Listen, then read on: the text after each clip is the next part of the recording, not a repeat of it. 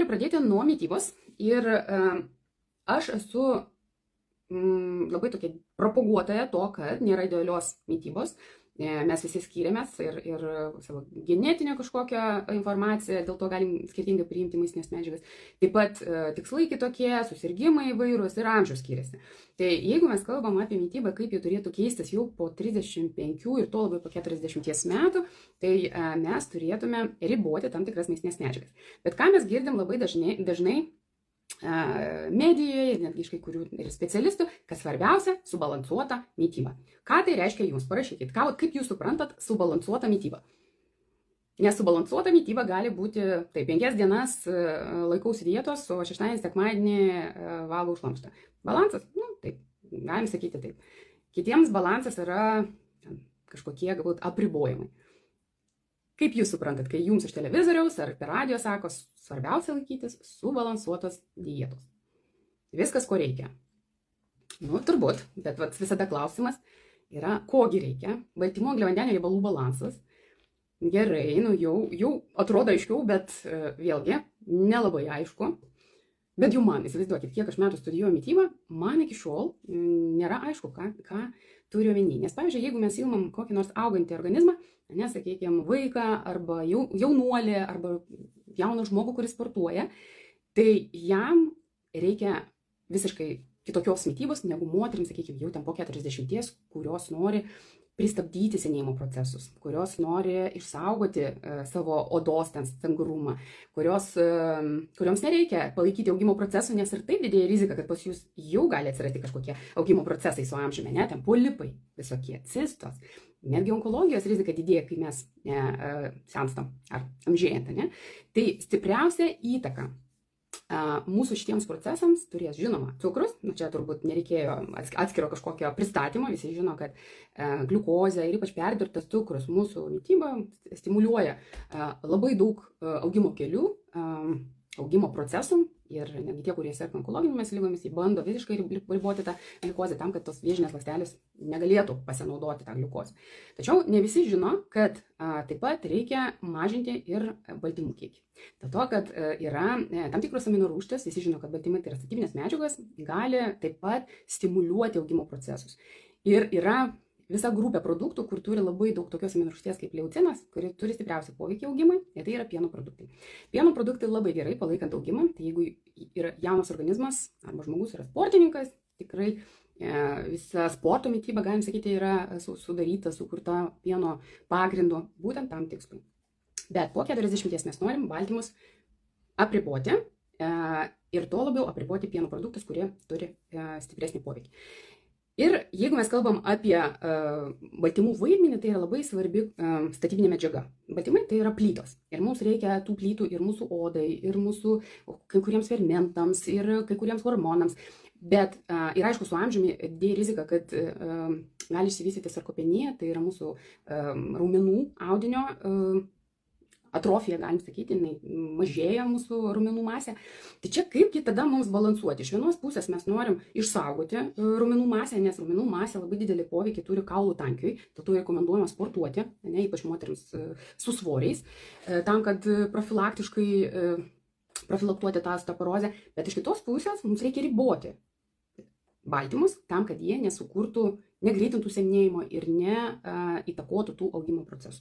Tai vienas yra, aišku, mano visada patarimas, su amžiumi pieno produktų reikėtų valgyti mažiau arba visiškai jų atsisakyti. Čia yra vienas iš lifehackų. Kitas dalykas yra cikliškai riboti baltymus. Ką reiškia cikliškai riboti baltymus?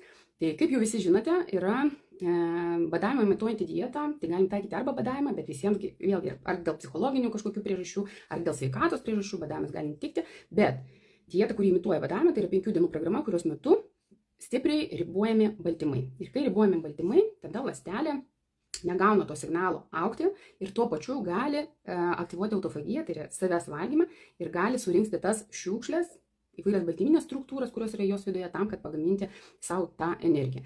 Tai cikliškai taikant pseudobadavimą 5 dienas, galima daryti 5 dienas kas mėnesį, jeigu jūs išmokstat šito dalyko ir galite ne tik pagerinti sveikatą, ten tyrimų rodiklius, kaip gliukozė, cholesterolis, uždegimas, bet galite tokiu būdu, jeigu jūs neturite dabar šitų problemų, tokiu būdu galite ir lėtinti senėjimo procesus.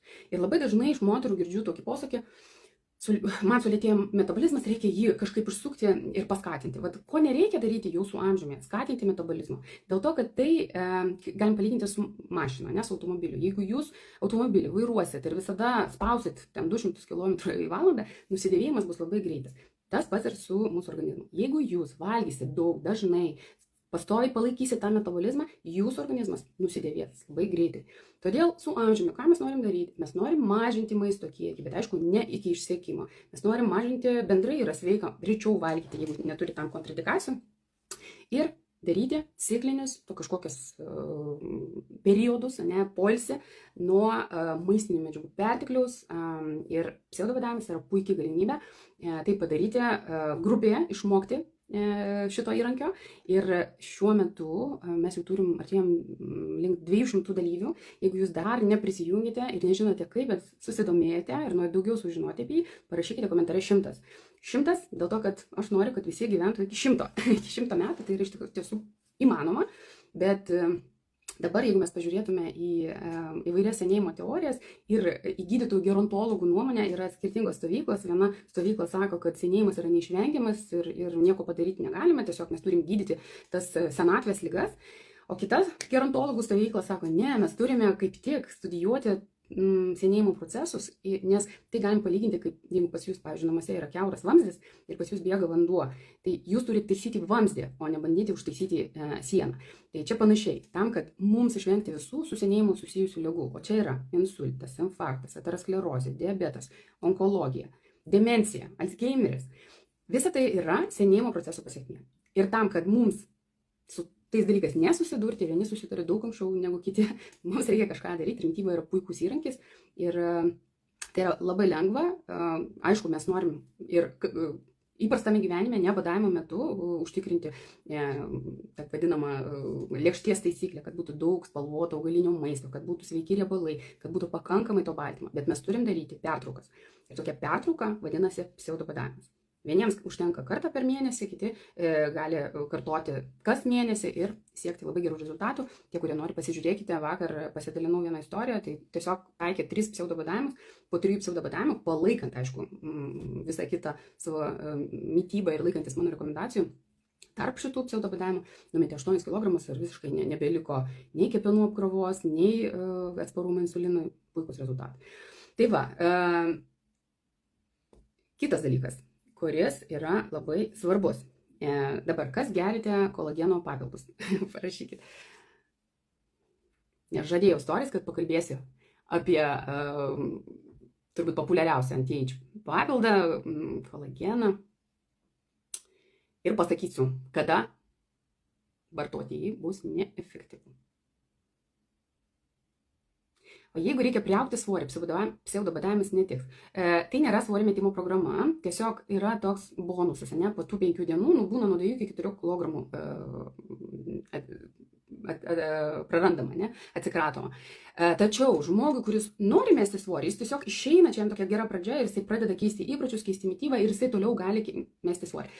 Žmonėms, kuriems nereikia mesti svorį, po 5 dienų jie grįžta prie savo normalaus raciono ir tie kilogramai grįžta. Ne visada viskas grįžta, tai sakau, tai aš netikiu trumpom programom, kas liečia svorio metimo, todėl tai yra ne svorio metimo įrankis, o ilgamžiškumo. Nes ką mes norim? Mes norime valyti ląstelės per autofagiją, per tam tikrus procesus, kurios surenka tas šiukšles, palaiko mūsų energijos stotelės mitochondrijas. Todėl labai dažnai, aš renku visada atsiliepimus ir paskui su jumis dalinuosi, kad moteris sako, visai kitaip jaučiuosi po tokių 5 dienų. Ir kažkas galvoj pasikeičia, santykiai su maistu, santykiai su savo kūnu, nes mes per daug esam priklausomi nuo maisto. Ir, aišku, lengvumas, fiziškai jaučia lengvumą, nes tikrai valgoma apie 700 kalorijų, bet čia ne tik kalorijų mažinimas, čia yra būtent aminorūgščių mažinimas. Labai sudėtinga ten išskaičiuoti, ten apie 16 gramų baltymų, kartais ten turi tai po gramą dėlioti, kad sutilpti, bet visas yra tikslas sumažinti viskas, kas skatina augimo procesus. Ir kažkas istorijas irgi klausia, ar tinka esant onkologijai. Aišku, jeigu jūs esate dabar gydyme, tai reikėtų suderinti su gydytoju, bet pseudobadavimas buvo sukurtas ir išbandytas visų pirma su onkologiniais ligoniais. Ir kai pamatė, kad tai yra taip pat efektyvu kaip ir badavimas, nes visi žino, kad badavimo metu tiesiog numarinamas tos vėžinės ląstelės, nes negauna tų augimo faktorių nei iš baltymų, nei iš gliukozės. Ir kalorijų irgi mažai. Tai paskui jau išplito į tokį biohakerių pasaulį, kai jau žmonės, kurie tiesiog domisi visais tais ilgamžiškumo įrankiais, jie pradėjo naudoti. Bet iš pradžių jinai buvo sukurta grynai onkologiniams ligonėms. Tai va.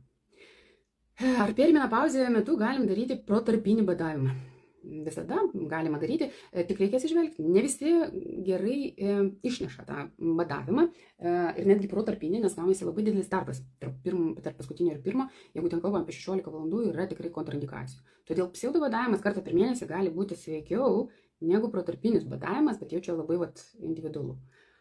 Kartą savaitėje, karts nuo karto darau paros badavimą, tik su vandeniu, bet sekantį rytą po badavimo jaučiuosi silpna, negerai jaučiuosi, pykina. Todėl, kad jūsų antankščiai yra turbūt išsekę. Aš irgi kažkada ir minėjau ir mačiau čia irgi klausimą, buvo langelėje palikę, kad kai jūs nevalgot, jūsų organizmas vis tiek turi pagaminti gliukozę. Tam egzistuoja įvairūs hormonai, įvairūs procesai.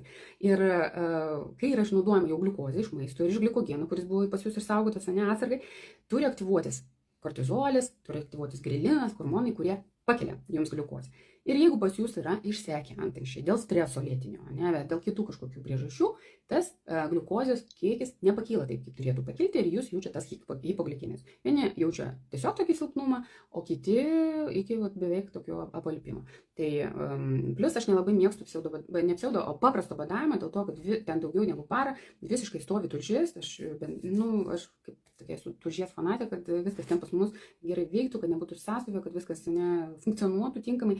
Tai tokio visiškai su vandeniu badavimo aš nelabai palaikau. Kažkokie riebalai, aliejai turėtų vis tiek būti, karštas vanduo tam, kad visus šitus dalykus paskatinti. Tai va. Gerai. Kolageną mačiau čia rašėte, ne? Geriu. Aha, tai va, aš irgi geriu. Bet noriu jums pasakyti, kad dažnai gaunu šitą klausimą. Patarkit, koks kolagenas yra ten geriausias, ne? Ar patarkite konkretų kažkokį ten produktą. Ir, aš duodu tokias gairės, nes aš nereklamuoju kažkokių konkrečių papildų. Ten, aš sakau, svarbiausia, kad būtų ten ne mažiau 10, geriausia 15 gramų porcijoje. Aš taip pat sakau, kad turėtų būti be priedų, be saldiklių. Kolagenas kokybės kriterijus nėra skanus. Kaip jis sako, man skanus ar neskanus. Neskanus yra kolagenas, tai yra iš mūsų jungiamo audinio padarytas, ne mūsų, galvijos, žuvies. Aišku, tai nebus skanus. Gali būti kažkokių papildomų kvircetino, vitamino C, liposominė forma yra geriau transportui, tai yra tokie dalykai. Bet, ką aš pabrėžiu, jeigu pas jūs yra aktyvūs glikacijos procesai, o glikacija organizme tai yra karamelizavimas. Karamelizavimas dėl arba to, kad pas jūs su maistu ateina tokie glikacijos produktai, pavyzdžiui, tai gali būti ir cukrus, bet to pačiu tokių rekordsmenų glikacijos yra bekonas. Visa ta duona su ruda plutėle, ta bulvė, tokia pakepta, viskas, kas turi tą rudumą, tai yra glikacijos produktai ir jie veiks jūsų odą, jūsų kraujagyslės, jūsų sąnarius, jūsų akis, ir paskui kataraktą. Visa tai sukuria tą karamelizavimą. Ir kraujai yra vienas labai geras rodiklis, kuris gali tos glikacijos procesus įvertinti. Taigi, glikacija ateina su maistu, tai mažiau to tokio kepto, perkepto maisto, daugiau žalumynų, kurie neutralizuoja tą glikaciją. Ir tuo pačiu, jeigu pas jūs yra pastoviai aukšta gliukozė kraujyje, tai jau yra vidinė glikacija. Ta aukšta gliukozė aukšta yra virš 5, tie, kurie žino, kokia pas jūs gliukozė, gali parašyti, ji pastoviai veikia jūsų kraujagyslę ir pastoviai ją pažeidžia. Tokiu būdu susidaro toks uždegimas. Vėlgi, ką mes norim daryti? Aišku, mes mažinam gliukozės, pridėtinių cukrų savo racione, mes mažinam kepto maisto, tokio perkepto, dadedam tų antioksidantų su spalvota mityba, bet to pačiu tam, kad sumažinti gliukozę kraujyje, o kartais jį priklauso ne tik nuo mūsų mitybos, nuo mūsų streso, nuo prasto miego, mes vėlgi turim pasirinkti tam tikrą valgymo režimą. Ir tas tampa vis svarbiau ir svarbiau su amžiumi. Nes visi mūsų tie procesai išsibalansuoja, didėja tas vidinis uždegimas, dabar yra net jam pavadinimas, vadinasi inflammaging, tie, kurie angliškai supranta, tai inflammation yra uždegimas, aging yra amžėjimas, senėjimas ir inflammaging yra toks žodis, kuris uždegimas susijęs su senėjimu. Ir jeigu mūsų uždegimas skauda, nesakykime, patinsta ten, jeigu susižeidėsi, ne, patinsta pirštas ar ten, sakykime, temperatūra pakyla, tai va tas lėtinis uždegimas neturi simptomų. Jūs galite jaustis, nu tai, okei, bet pasidaro tyrimas, o ten aukštas homoncisteinas, aukštas cholesterolis, aukšta gliukozė, aukštas CRB ir visi uždegimo procesai yra. Ar tas feritinas, va irgi neseniai kalbėjom, ką daryti, jeigu aukštas feritinas. Tai visą tai gali būti susijęs su tais metaboliniais, vidiniais jūsų procesais. Ką daryti? Režimas valgom rečiau. Vėlgi, jeigu jūsų antimšiai leidžia, arba darote pseudobadavimą kartą per mėnesį. Dabar kai kuriems žmonėms žodis tas pseudobadavimas skamba keistai. Arba badavimas, taip gazdina. Ir buvo čia irgi gavus vieną žinutę, sako, aš norėčiau išbandyti, bet tas badavimas mane biškiai atbaido. Nu, negalvokit tai kaip apie badavimą. Yra pasninkas, ne? Kiekvieno religijoje yra laikas, kada mes, pamažinam maistą, ne? Arba darom ilgesnius badavimo, sakykime, kažkokius tarpus. Ir ten ir krikščioniai, ir musulmonai turi tam tikrus periodus, kada jie riboja arba maistą, arba valgymo laiką kitaip organizuoja. Ir pseudobadavimą irgi galima traktuoti taip pat. Tai yra laikas jūsų organizmui atsistatyti, nes to naktinio poilsio neužtenka. Mes turim pagilinti šitos procesus. Ir pagilinti galima arba badavimo metu, arba pseudobadavimo metu.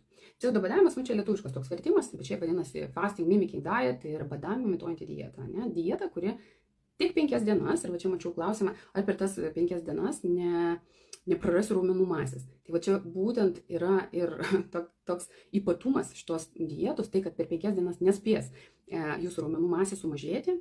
Per 5 dienas paprasto badavimą, galimai, arba nuolatinis kalorijų mažinimas, ne, yra ir tokių žmonių, kartais klientai tiem parašo, ką valgo ir aš sakau, čia 500 kalorijų per dieną, taip negalima, ne, mes vis tiek turime aprūpinti savo organizmą maistinėmis medžiagomis. Ir pseudobadavimas tikrai yra puikiai išeitis tiem žmonėm, kuriems badauti negalima. Tai čia klausimas, man gydytojas sakė, kad jei aš turiu aukštą kraujo spaudimą, negalima badauti. Jeigu jūs nueisit ir mano profilį, pamatysit vakarykštę istoriją postą, moteris net sumažino savo vaistų nuo hipertenzijos dozę po 3 pseudobadavimų ir numetus 8 kg. Ne?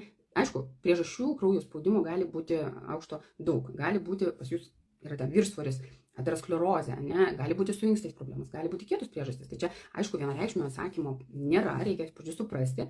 Bet jeigu tai yra metaboliniai tokie sutrikimai, ne? Dėl ko pas jūs yra aukštas kraujo spaudimas, tai kaip tik toks pseudobadavimas būtų labai sveikas pasirinkimas. Tai labai iš tiesų, kaip aš paminėjau, kad kiekviena religija turi pasniką, tai dabar yra puikus laikas, kai aš sakau, pagalvoti ne tik apie tos galbūt vidinius procesus, apsivalymo, ląstelės, bet pagalvoti apie tai, ant kiek mes esam priklausomi nuo maisto. Viskas mūsų gyvenimas sukasi aplink maistą. Mums nuobodu mes valgom, mums linksma mes valgom, mes susitinkam su draugais mes valgom, stresas valgom, ne? Tai viskas mūsų gyvenime yra susijęs su maistu. Ir kai mes darom tokias pertraukas, iš tiesų yra puikiai galimybė biškį pagalvoti apie savo priklausomybės maistui, galbūt kitiems dalykams, galbūt telefonui ir pagalvoti apie dvasinius dalykus. Tai vat kviečiu prisijungti ne tik dėl to, kad mes galim pagerinti jūsų metabolizmą, pagerinti jūsų sveikatą, iš tiesų leisti jums pasijusti lengvai ir didžiuotis savimi, bet ar pagalvoti apie tos dvasinius dalykus ir apie savo santykius su maistu. Tai va, tai apie kolageną supratote, ne? Nesvarbu, koks yra brangus kolagenas, jeigu pas jūs yra glikacijos procesai ir kraujyje yra toks glikuotas hemoglobinas, jeigu jis virš 5,2, jau yra glikacija labai aktyvi. Taip, dar kokie yra lifehackai, jeigu mes kalbame apie ilgaamžiškumą. Ar galima taikyti pseudobadavimą esant žemam feritinui ir aukštiems monocitams?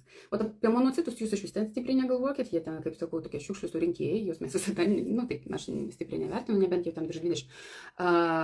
Bet žemas feritinas nėra kontraindikacija, stipri kokia nors sunkia anemija galimai būtų, nes greičiausiai žmogus jaučiasi silpnai ir taip, ir nereikėtų galbūt taikyti, bet žemas feritinas nėra kontraindikacija, tikrai galite dalyvauti. Nepadarys nei jūsų feritinui didelės įtakos, nei neigiamas, nei teigiamas, ne, su feritinu visiškai kitokie yra dalykai, ne, kitokie procesai, ten labai su pasisavinimu, dažniausiai. Taip, dabar vėl bus jums klausimas, man smagu su jumis taip pabendrauti, patikrinti jūsų žinias,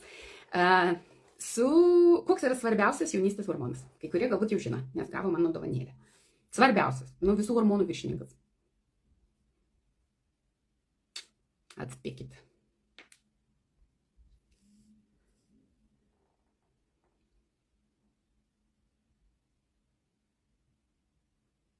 Nu.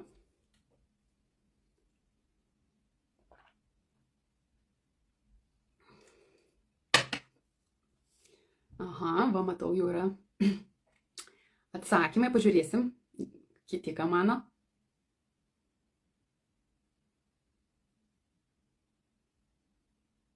Va, yra variantas kortizolis, serotoninas, kortizolis. Nu, aktyviau, bandykit. Estrogenas.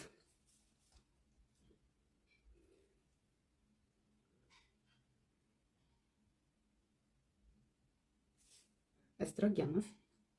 Taip, melatoninas, kortizolis, serotoninas, dopaminas, estrogenas. Nu ką, atskleisiu jums atsakymą, kad tai yra melatoninas. Taip, estrogenai yra be galo svarbus, tai yra moteriški hormonai, kai jie mažėja, iškart mes ir išvaizdoje matom jų sumažėjimą. Kortizolis svarbus prieš uždegiminis hormonas, bet visų šitų hormonų viršininkas viršui yra melatoninas. Ir jisai yra gaminamas pas mus konkarežinėje liaukoje, epifizėje, ir su amžiumi melatonino kiekis mažėja, gamyba mažėja. Dėl ko? Nu, visų pirma, mažėja dėl to, kad pati liauka sukalkėja. Ir netgi buvo tokių aprašyta atveju, kai skrodimo metu vietoje ten, kur turėtų būti epifizė, buvo smėlis. Taip pat bendrai, jeigu mes kalbame apie melatonino vaidmenį, daug žmonių apie jį žino tik kaip apie miego hormoną, kuris išsiskiria naktį ir palaiko mūsų kokybišką miegą. Bet iš tikrųjų melatoninas yra turbūt pats stipriausias antioksidantas, pats stipriausias priešvėžinis hormonas. Būtent nuo mūsų galvoje esančių hormonų, ne mūsų smegenyse esančių hormonų ir prasideda senėjimas ir netgi lytinių liaukų. Ir mes jau, kai kalbam apie menopauzę, aš vis sakau, kad menopauzė prasideda pas mus ne kiaušidėse, jinai prasideda būtent epifizėje, galima sakyti, ne? Ir moteris, kurios reguliariai miega nesusiderinę su cirkadiniais ritmais. Cirkadiniai ritmai tai yra mūsų šviesos ir tamsos ritmai, pavyzdžiui, arba dėl darbo, sakykime, turi kokį pamaininį darbą arba naktinį darbą, arba dėl savo kokių nors pomėgių, žiūrėti serialus, arba kaip aš kartais girdžiu, nu, aš paguldau vaikus ir čia laikas man. Ir tas laikas man, paskui, aišku, turi mūsų hormonams labai didelį poveikį. Nes visi hormonai, jie yra kaip pagal laikrodžio tą skydelę, ne, jie turi savo laiką. Ir jeigu pas mus yra naktį melatoninas, ryte yra kortizolis, sutrikę melatonino ritmai, ne, gali įtakoti, kaip mes jaučiamės ryte. Taip pat yra labai svarbus hormonas, kuris įsiskiria naktį ir būtent tarpe tarp 11 ir 1 valandos yra augimo hormonas. Riebalų deginimo hormonas, atsistatymo hormonas, jisai naktį užtikrina tokį atsparumą insulinui, kad labai svarbus gyvybiški organai gautų biškitos gliukozės. Ir jeigu mes naktį nemiegam, paskui tas atsparumas insulinui nusikelia į dieną. Ir mes tada gaunam ką? Aukštą gliukozę. Ką? Glikacija, senėjimo procesai. Dabar parašykit, kas eina miegoti iki 11 valandos. Arba parašykit, kada jūs einat miegoti, galbūt tai būtų lengviau.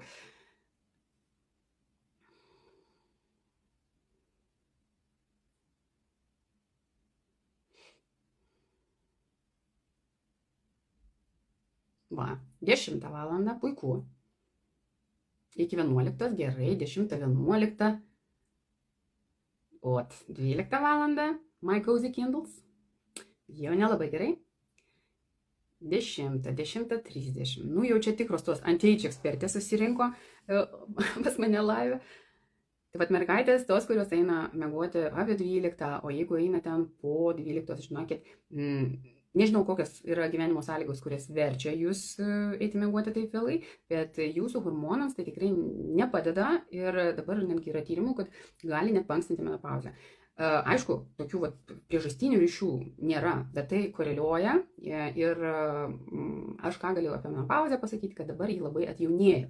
Jeigu anksčiau menopauzė buvo, sakykime, vidutinis amžius 52-55, tai dabar tikrai, netgi iš mano, čia aišku, negalim daryti kažkokių išvadų apie visą populiaciją, bet net mano praktikoje pas mane ateina klientės iki 50 metų ir jau menopauzė. Tai yra didžiulė rizika. Didžiulė.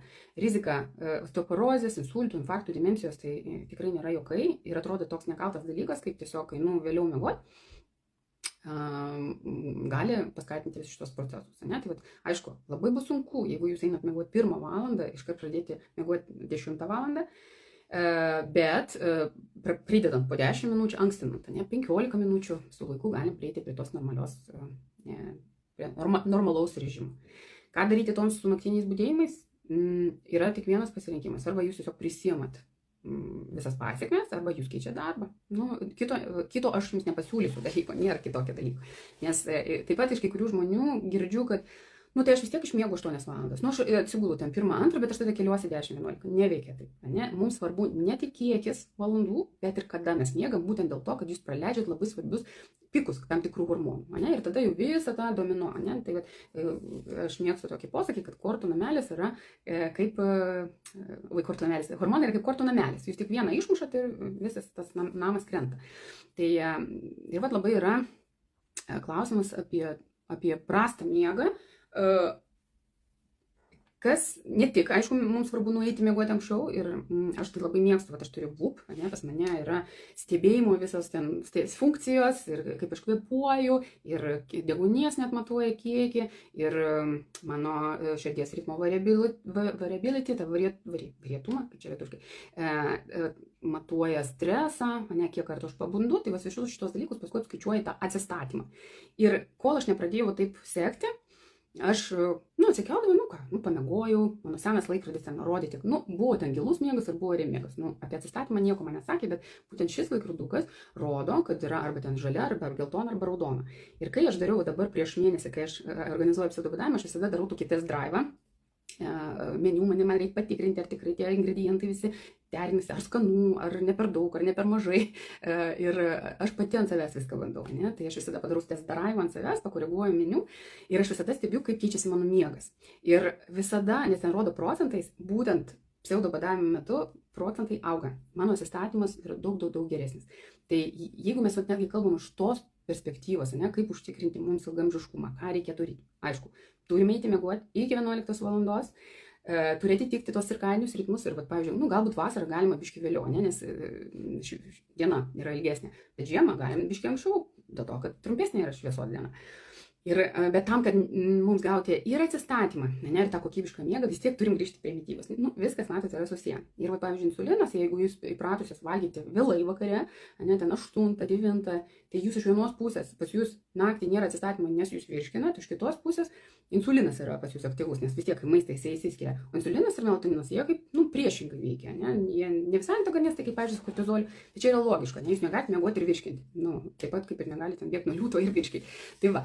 Taip pseudobadavimo metu dėl to, kad vis tiek yra 3 valgiai ir mes baigiam pakankamai anksti, tai jūs gaunate tą visą laiką prieš miegą, kai jūsų organizmas visiškai viską suvirškina ir paskui, kai jūs miegat, gali įsijungti labai gilūs regeneracijos procesai.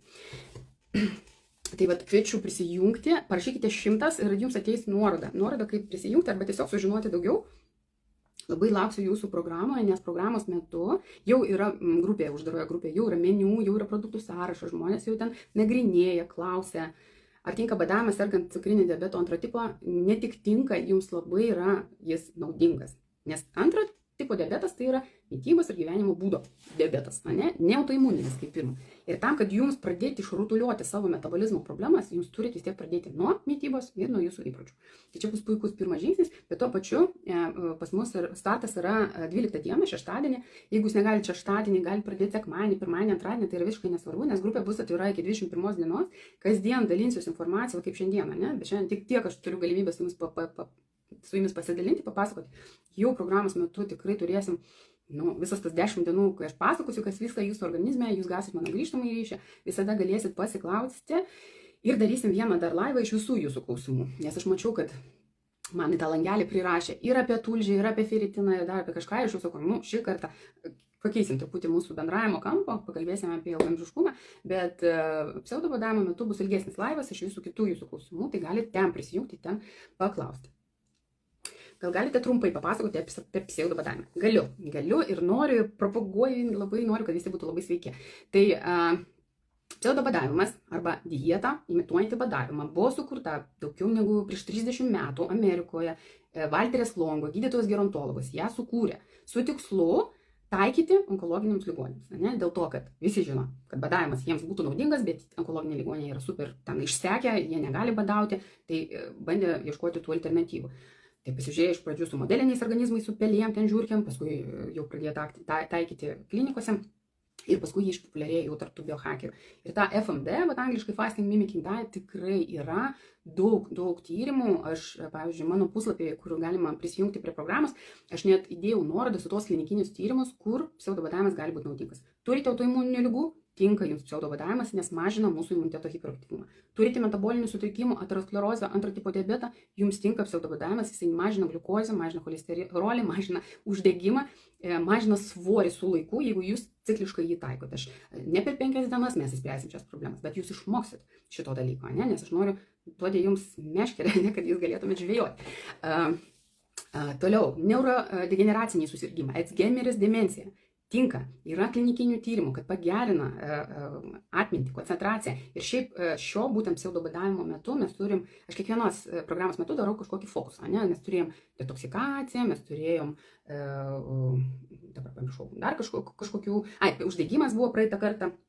O šį kartą yra grynai smegenų sveikata, nes senstam ne tik mes, ne, mūsų kūnas, mūsų oda, ne, kur lengviausia pamatyti, ne, galbūt senėjimo procesus, bet sensta mūsų smegenys. Ir tikrai žinau, kad situacija blogėja ir jaunėja, jeigu mes ten anksčiau kalbėjome apie atminties sutrikimus, koncentracijos sutrikimus, smegenų rūką, tai galbūt ten jau žmonėms ten po 60-70 labiau tokia su senatvė buvo susijusios, ne, tie nusiskundimai. Tai dabar pas mane ateina 30 metų, sako, aš negaliu susikoncentruoti, labai sudėtinga, nieko neprisimenu, reikia viską užsirašinėti. Tai jeigu jūs irgi patirite, ne, koncentracijos, atminties kažkokius sutrikimus, šios programos metu būtent ir kalbėsim apie tai, kaip apsaugoti smegenis, ko reikia mūsų smegenims, ne, kad jie funkcionuotų labai ilgai. Jei kai kurie iš šių dalykų yra kontroliuojami mityba, kai kurie dalykai turi ateiti su tam tikrais papildais, kurie gali atlikti labai svarbią apsauginę funkciją, gerinančią kraujotaką funkciją, palaikinti struktūros funkciją, tai apie tai irgi kalbėsim. Ir programos metu, šiaip pirmą kartą aš pseudobadavimą pati pabandžiau prieš 6 metus, ne, mane taip įkvėpė, perskaičiau knygą, suradau visas proporcijas, pati ant savęs taikiau, pakviečiau mažą grupelę moterų, ten visos irgi taip pseudobadavimas.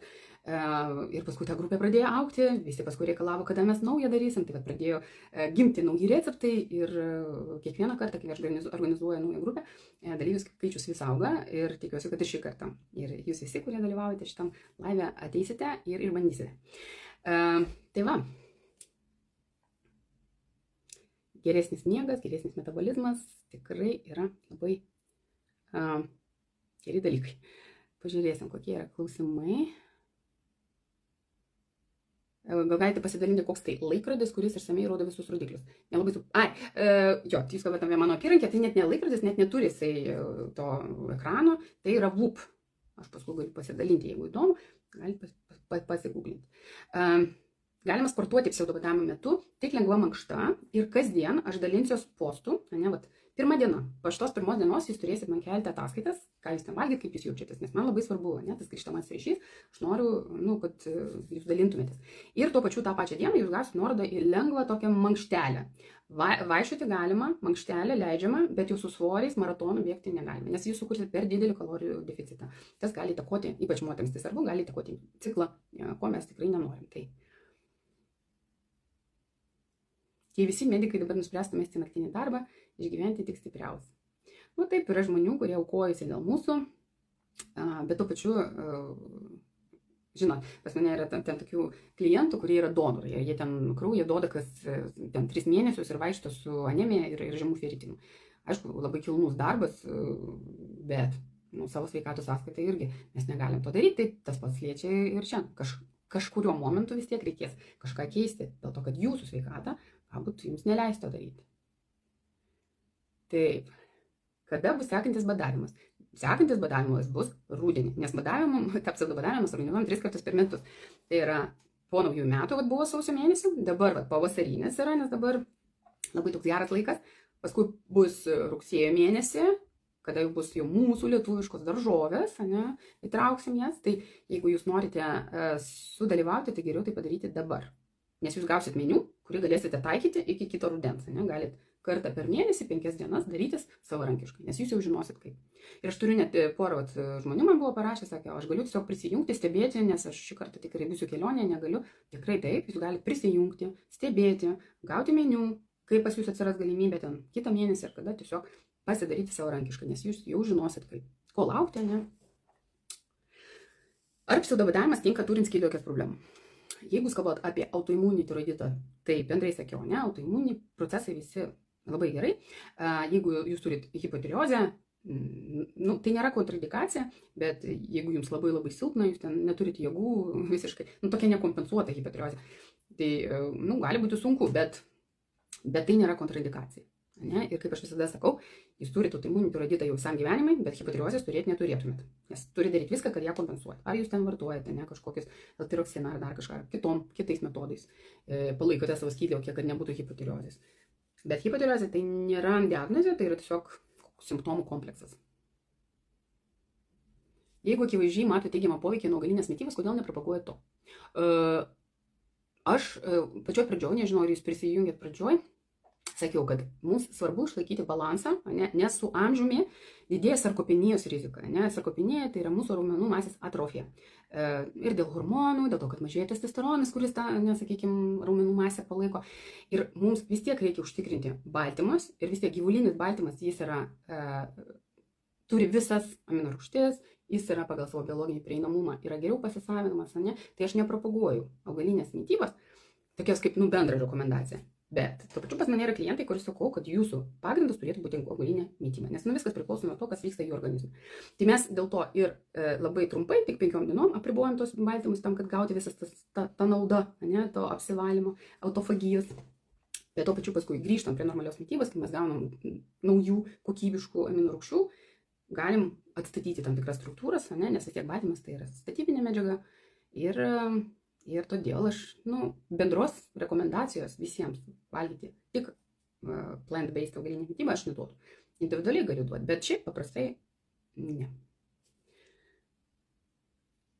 Sportuoti, kaip jau pasakiau, mankštelės, neintensyvus sportas, kažkoks pilatesas toks, leidžiam. Kurio moters ciklo metu pseudobadavimas yra geriausias? Geras klausimas, kontraindikacijų irgi nedaryti tam tikrom dienom galbūt nerekomenduoju, dėl to, kad prieš mėnesinės, biškiai tas alkis pas mus yra stipriau išreikštas, galbūt būtų biškiai sunkiau, bet tuo pačiu tai yra pats geriausias laikas laikytis, pseudobadavimo, būtent prieš pat mėnesinės. Va, tai jeigu galėčiau skirti laiką, tai būtų prieš mėnesinės, bet gali būti dėl mūsų tų stipresnių potraukių biškiai sudėtingiau. Tinkat per menstruacijas, tikrai tai nėra kontraindikacija. Lengvas pilatesas, neilgas, ne valandą galima šokti, galbūt vis tiek intensyvus sportas, kuris sumažins jums bendrą kalorijų balansą, nerekomenduojamas. 5 dienos galite pakentėti, padaryti lengvą mankštelę, tokius dalykus. Taip. Mačiau, čia buvo klausimai.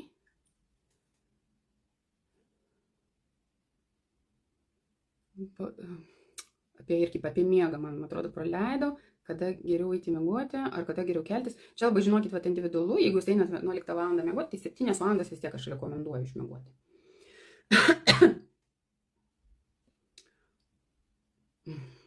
Ką aš galvoju apie kreatinino naudojimą mažomis dozėmis raumenų palaikymui po 50.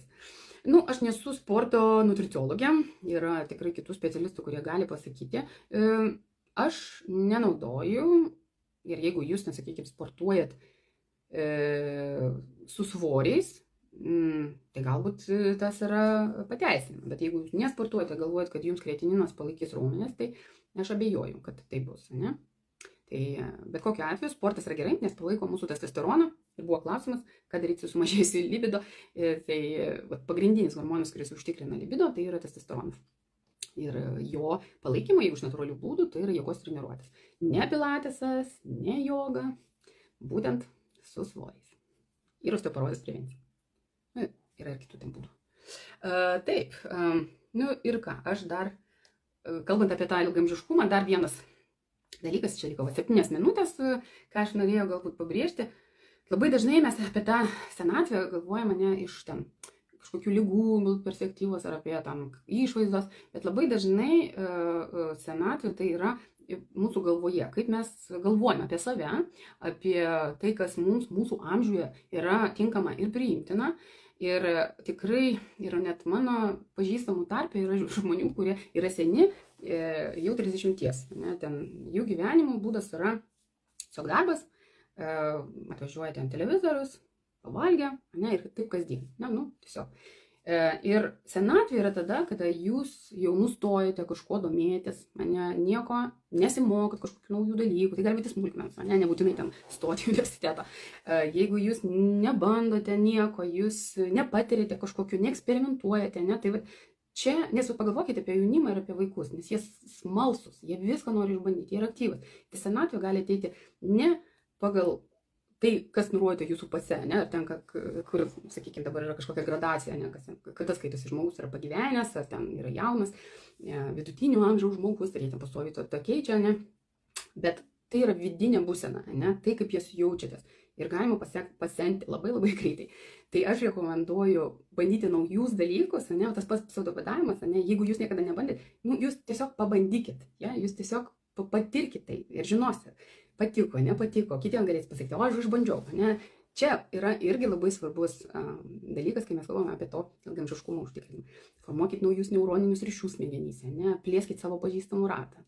Tai bendraminčių bendruomenė, vat, irgi, kuo mano tos programos, kodėl aš mėgstu, ne? Kažkokią vat, kurti, suburti, ne, žmonės kartu, nes tai yra daug daugiau negu darbas viens ant vieno. Ne? Tai yra, mes kartu kažką kūrėm, dalinamės, klausiam, giriam, ne? Tai vat, darykite dažniau live, įdomus klausytis. Gerai, pasistengs. O tik tais reikia tokias temas parinkti. Aš sakau, aš 46 metų, aš niekada negalvoju, kas man pagal man amžių yra priimtina. Nesakykime, oi, aš jau senai tai šoksiu. Nu, jeigu noriu, aš nueisiu. Arba ten kokią nors kelionę nuvažiuoti, kur galbūt ten reikia lipti kur nors ten į kalną. Ir, nu, ačiū Dievui, sveikatą leidžia, bet nenoriu sulaukti tokio momento, kada aš turėsiu atsisakyti galimybių, dėl to, kad aš negaliu fiziškai. Ne? Bet viskas prasideda nuo to, ką jūs savo sakote galvoje.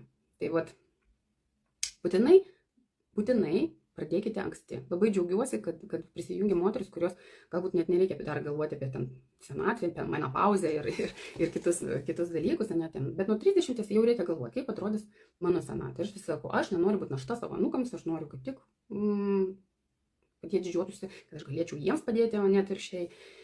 Ir nesinoriu gailėtis, ne? Visada geriau pabandyti, negu nebandyti, paskui gailėtis, kad niekada nebandyti. Ir čia daug liečia, ne tik pseudobadavimą. Tai va. Ar galite pakartoti naujai prisijungusiems, kokiais dažniais reikės valgyti pagal pseudobadavimą? Jūs gaunate kiekvienos dienos meniu susidaro iš 3 patiekalų. Ne? Jūs galite tos patiekalus tarpusavį keisti. Jūs galite, pavyzdžiui, ten, jeigu bus kokia nors sriuba, per pietus, ne? Jūs galite ją padalinti 2 kartus. Ne? Vat pavalgysit ir paskui galbūt ten po 2 valandų. Čia labai jau individualu, tas režimas yra, galim truputį ten modifikuoti. Bet jau produktus keisti negalima. Ne? Jau ten yra meniu, jūs pagal jį taip ir valgot. Jeigu kažko nevalgot, tada užklausit, kuo pakeisti. Jeigu pakeisti negalima, tada tiesiog to produkto nededat tą patiekalą. Ne? Tai vat viskas yra modifikuojama iki tam tikro lygio, bet grupė būsiu su jumis, galėsit užduoti visus šitos klausimus. Bet šiaip meniu yra 5 dienom ir dar yra papildoma pridedama 6 diena, jinai neįeina į tą pseudobadavimą, 6 dieną jūs galite pagal rekomendacijas organizuoti kaip jūs norit, bet yra tiesiog dar vienos dienos meniu tam, kad tą išėjimą palengvinti. Ir įsivaizduok, jeigu bus faina, ne, dabar prieš Velykas baigsit, 12, 13, 16 baigsit, jums bus gražus toks laikas išeiti, ne, iš tos programos, paskui bus Velykos, tai galėsit ir kiaušinių pavalgyti. Papildus kartu galim vartoti, ne, 5 dienom turėsit pristabdyti. Nieko baisaus neatsitiks, nebent tai yra vaistai. Nebus gyvulinės kilmės produktų, nes aš visą laivą pasakoju, kodėl pseudobadavimas tai yra tik augalinės kilmės ir nėra net augalinės kilmės baltymų. Pavyzdžiui, net avinžirniai netelpa ten.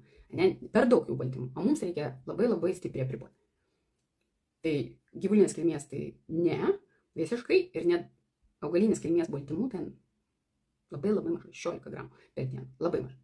Bet tam mes darom tam, kad ta ląstelė, kuri gauna tokį šoką ir kalorijų mažai, ir baltymų mažai, ir jinai galvoja, iš kur ta energija gauti. Ir jinai ten šiukšlės. O kokias ten šiukšlės? Kai kurie žmonės pasako, iš kur ten šiukšlės? Nu, iš to, kad kiekviena ląstelė yra kaip ūkis, ne, kaip būtas. Ir jinai ten, sakykime, ląstelė yra tokios organėlės, kurios gamina baltymus, ne, ten yra mitochondrijos. Mitochondrijos irgi būna ten sergančios, būna jau ten irgi tokias disfunkcinės. Tai ateina ten šiukšlių maišai tokie lizosomos ir surenka viską, ne. Tai ląstelė jau yra lengviau kvėpuoti, energiją gali gaminti lengviau, ne, jau po tokio pseudobadavimo. Dėl to ir mažėja pas mus ir uždegimo markeriai, ir laisvųjų radikalų mažėja, ir, paskui mes ir gaunam tą visą naudą, ir senėjimo procesai biškį lėtėja. Ir kaip minėjau, mes nenorime greitinti metabolizmą. Ta ląstelė, irgi įdomus labai faktas, kad ląstelė gali dalintis tik 500 kartų. Tai vadinasi Heyflikolinitas. 500 kartų pasidalina, turi įvykti apoptozė, užprogramuota mirtis, nei puf ir miršta. Į jos vietą turi ateiti kamieninė ląstelė. Ne? Iš kamieninės ląstelės ten gali pasigaminti bet kokia, diferencijuotis bet kokią ląstelę. Tai jeigu mes spartinam metabolizmą, pastoviai daug valgom, daug baltymų, daug angliavandenių, nedaug cukrus, galvojam, kad energijos gausim, tai jos dalinasi labai greitai, kamieninės ląstelės išeikvojamos. Kokie maždaug produktų kaina dienai? Dienai sunku pasakyti, bet visos programos nesiekia produktų kaina 100 eurų. 80 kažkur. Galbūt ten, sakau, kai kurie produktai pas jūs jau yra, pavyzdžiui, alyvuogių aliejus, tai jo jau pirkti nereikia. Ir visada dar kitai savaitė pas jūs yra likučių daržovių. Tai man labai patinka, kad žmonės sako, o, tai aš čia dar vyrui sriubą pagaminau. Tai va. Ir tikrai mane kas visada džiugina, kad moteris moka aplink save dar visus užkrėsti. Aš irgi vakar dalinausi ten grupė, irgi mano klube moteris sako, toks gėris, sako, aš pati išbandžiau, paskui vyras prisijungė pagal tą patį meniu. Mes jau 3 kartus padarėm, nuėjai pas dietologę, pagaliau jau ten svoris iš vietos pajudėjo, pati klausiu, ką jisai ten daro. Ir klausimas, aišku, buvo, kaip vyrams galima adaptuoti. Šiaip vyrai gali pagal tą meniu valgyti, bet tam, kad tiksliau išskaičiuoti, aišku, jiems gali būti truputį didesnis tas kalorijų skaičius, bet jis kaip programa yra skirta moteriams, dėl to, kad moteris yra tas kamienas, ne? Ir užtikrina, kad visi aplinkui būtų sveiki. Jūs būsit sveika, jūsų vaikai bus sveiki, jūsų vyras bus sveikas, jūsų tėvai bus sveiki, visais pasirūpinsit. Tai čia turbūt didžiausia mano palaima dirbti su moterimis, kurios moka, ne, aplink save sukurti tokią aplinką, ne, kur neįmanoma nedalyvauti. Tai galit kviesti vyrą, draugę, kartu visada smagiau.